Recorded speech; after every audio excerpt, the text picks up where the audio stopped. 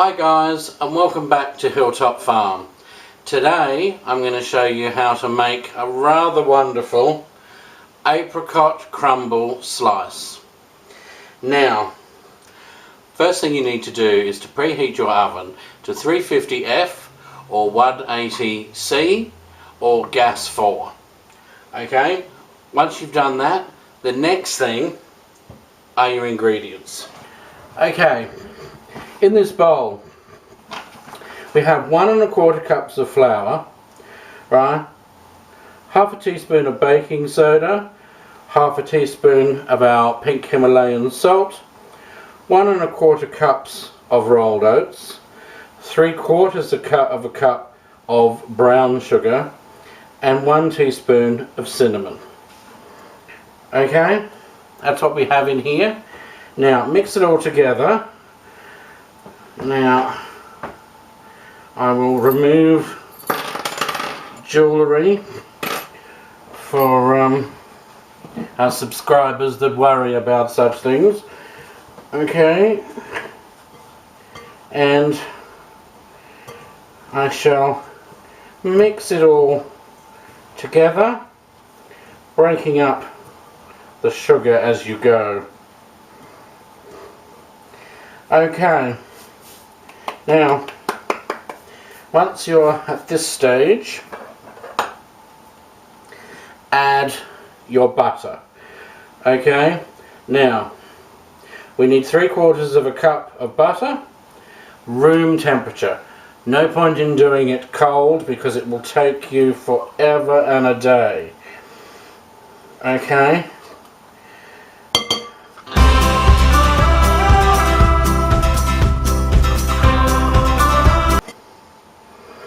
Okay.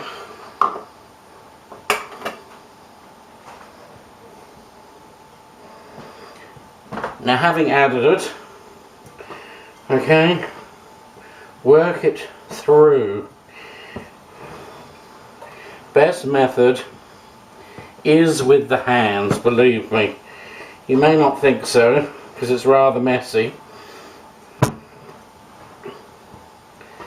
but you get a better finish, and just when you think, my goodness, how messy this is, it's not going to work, it will all come together.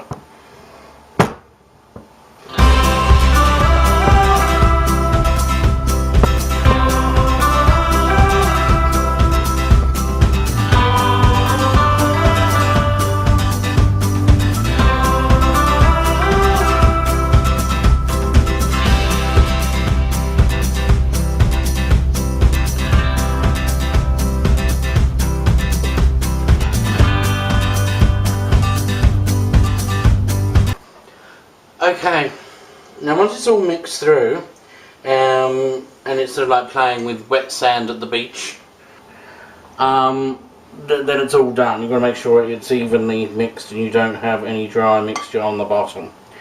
Okay, now if I pop that there, and I bring over our tray. Okay, it's roughly 8 inches by 8 inches. Now we've made like a sling arrangement in here. Okay, makes it so much easier to get out of the pan. Alright, and you grease it all up once you've made your sling and put it in there. Now we're going to put roughly two cups of this in there.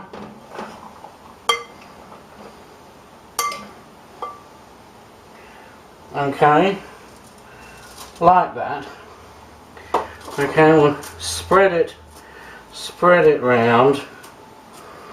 Actually, it looks a wee bit thin. I might do another sort of half cup maybe.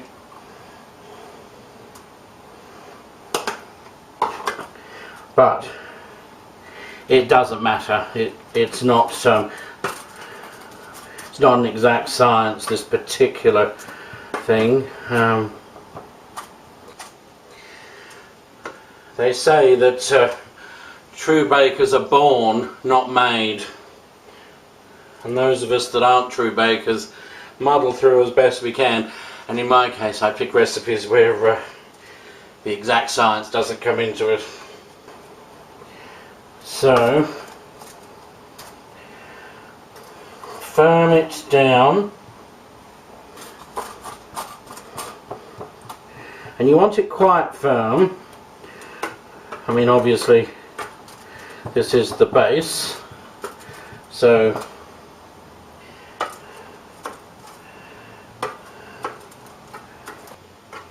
now, once we have it like that, what we do, apricot jam, in our case, our lovely homemade apricot jam.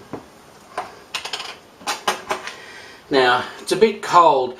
It has been in the fridge. We've had it out for an hour or so, but it's still a bit cold. I'd like to have it a bit warmer. Now, dollop it on. It's hard to actually give you an idea for your recipe, you know, how much jam to allow for, whether it be, you know, a quarter of a cup or half a cup or whatever. Just make sure you've got adequate jam, and basically you dollop it on till it looks right. Just drop that, never mind. Now spread it round. Now you see, this is why you don't want it too cold. You see, you've got to be careful when you're spreading it when it's so cold, because the butter in your base mixture solidifies when it comes in contact with the cold, and of course then it lifts when you're trying to spread it around. So slowly work it about. I mean, it won't affect it having it cold, as long as you don't rip the base up. I might put another little dollop over here, or large dollop, you know, whatever you think it needs, really.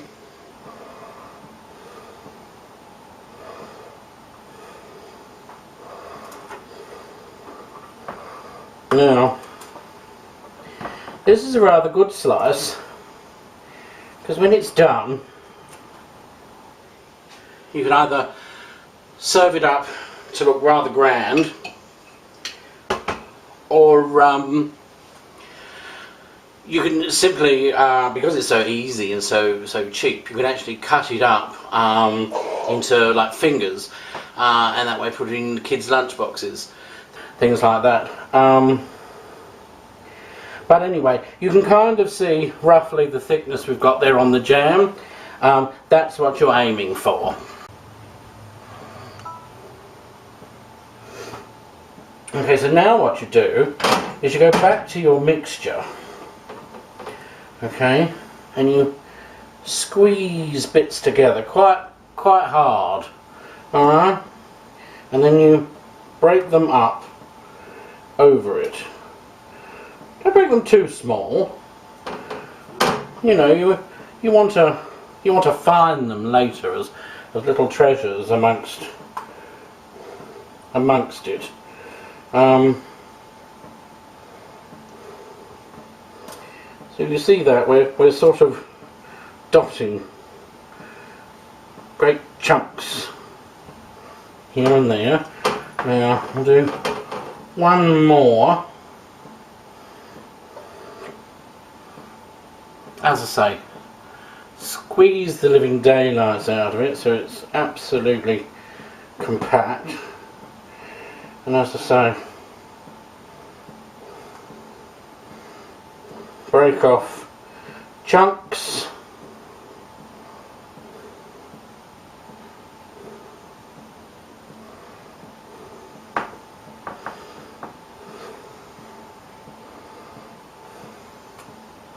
Okay, Now all you do is take the rest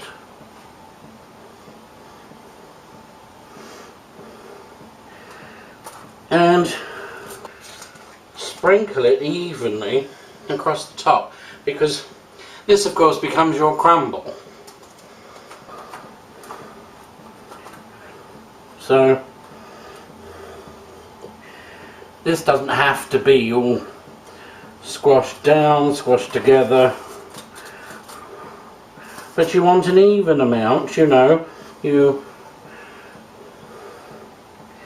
don't want to see great lakes of jam showing through.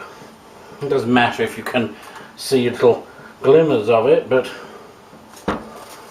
as I say, you basically, there we go, don't want to see it. So that's it basically. As I say, just make sure it's all evenly covered. Don't break up those big lumps, whatever you do. Now, this goes into our oven, which has been preheating. Okay, check on it in 30 to 35 minutes. What you want to be seeing after that length of time is a little bit of bubbling around the outside, and it's starting to turn a bit of a golden brown. You don't want it burning. Alright, so 30 to 35 minutes, check it, and then take it out, as I say, when you can see it bubbling and going golden brown. Okay, so we'll be back when this comes out of the oven. Okay, having removed it from the oven, okay, looking beautiful, lovely golden colour. Okay, now this needs to stand for at least 2, if not 4 hours. We need to make sure that all the melted butter, not to mention the jam that has melted, not only has to cool, but it has to solidify. So if you can leave it 4 hours, all the better. It means when we lift it out and then when we cut it, it'll stay together. Don't put it in the fridge. Put it somewhere cool, but not in the fridge. If in the fridge, it's a bit like you put butter in the fridge. It will set like rock, and then when you try and cut it, it will shatter. So you don't want that. Nice and cool, 2 to 4 hours, and then we'll come back and cut it. Now, this is cooled. We have to try and lift it out. Now, you lift it out in its sling. Couldn't be simpler. And apart from a light going over, minimal washing up. Okay. Now, carefully peel the sides down.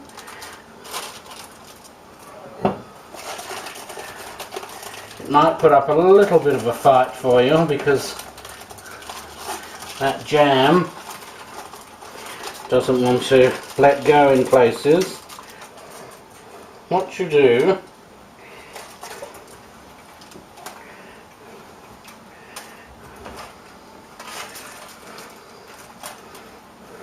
is you slice it all the way through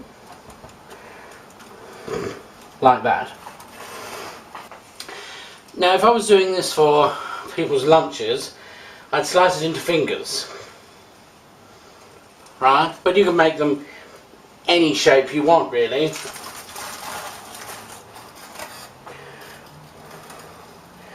I think in this case I'm going to do them squares.